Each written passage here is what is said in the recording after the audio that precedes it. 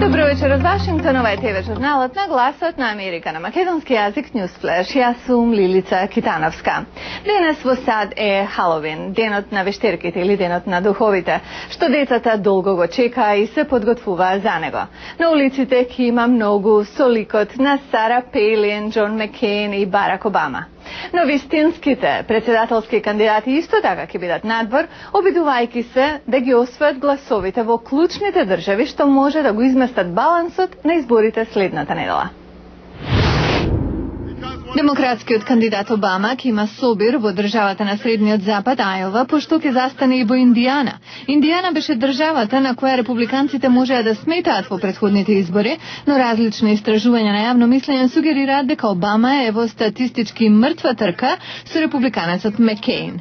Маккейн пак ќе мине уште еден ден во државата Охајо, исто така на Средниот Запад, каде ќе се појави со републиканскиот гувернер на Калифорнија Арнолд Шварценегер.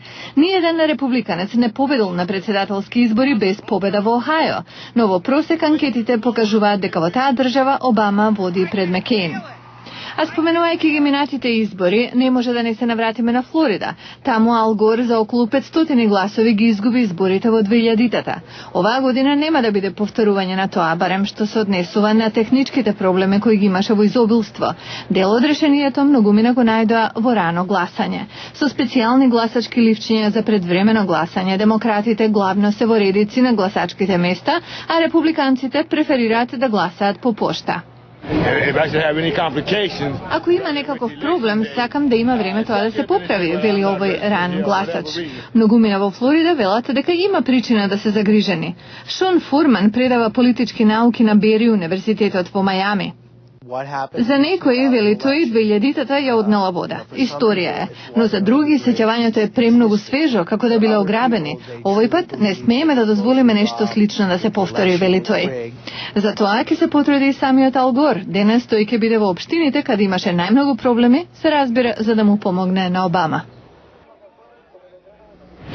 Кој да е следниот председател на САД ќе биде соочен со ставот на официјален Вашингтон дека Македонија и Грција треба да се сближат, но дека самите треба да се остават да го решат проблемот.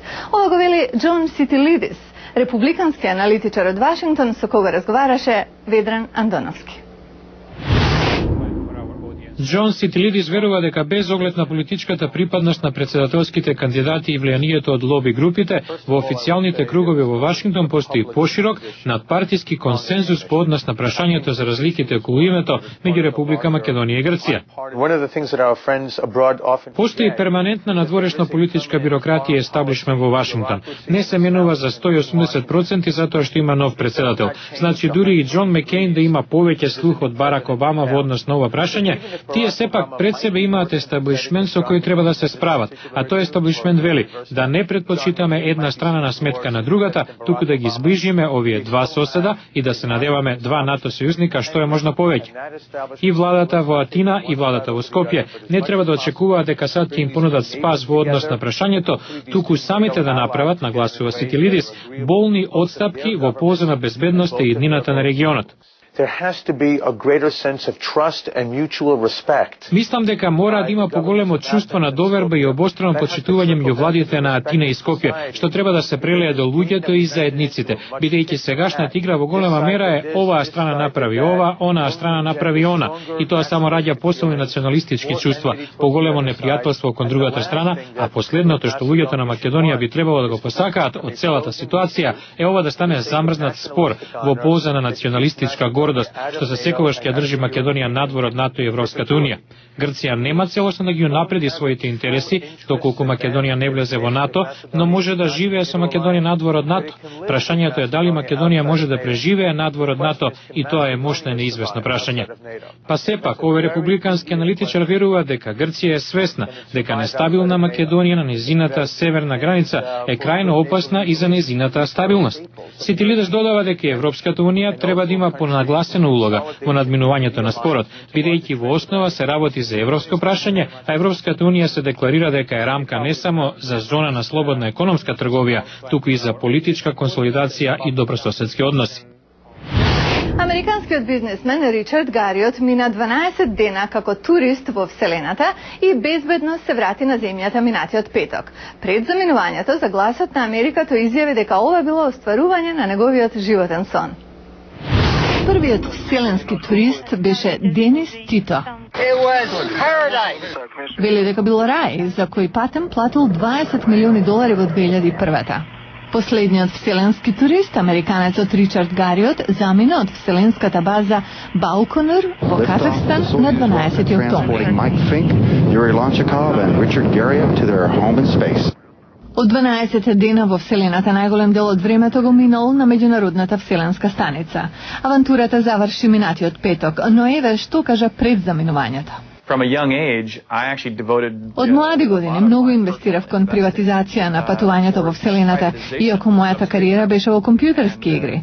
До сега само русите испратиле туристи во Вселената, но други планираат тоа да го сторат, вклучувајќи го и самиот Гариот. Не е ефтино. Во моментов чини околу $30 милиони. Јас сум инвеститор во компанијата Вселенски авантури што се занимава со вакви аранжмани и верувам дека долгорочно цената драматично ќе падне. Друг предприемач е Ричард Бронсон. Тој представи модели на Virgin Galactic's White Knight 2 минатиот јули, градени за пренесување на патници на вселенското возило Spaceship 2. Джим Шини од ProTravel International е еден од 45-те патнички агенти авторизирани од Virgin Galactic за предавање места на вселенското возило Spaceship 2. Цената е $200,000. Возилото е во слободно паѓање, моторот се пали и околу 90 секунди подоцна достигнува брзина од 4800 км на час во вертикално искачување. Го гледавте Newsflash на Гласот на Америка на македонски јазик, јас сум Лилица Китановска. До гледање.